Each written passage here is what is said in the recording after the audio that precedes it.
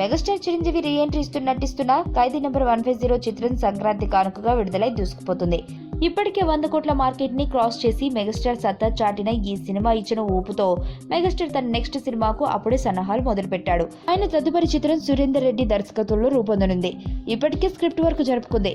మరోపక్క mega power star సరసన అనుష్క నటింపు చేయాలని యూనిట్ భావిస్తుందట. అన్నట్టు ఈ చిత్రాన్ని కూడా రామ్ చరణ్ నిర్మిస్తాడట. చిరంజీవి 150 సినిమా కోసం ఆ మధ్య పలువురు హీరోయిన్స్ నటిస్తున్నట్టు వార్తలు వచ్చిన విషయం తెలిసిందే.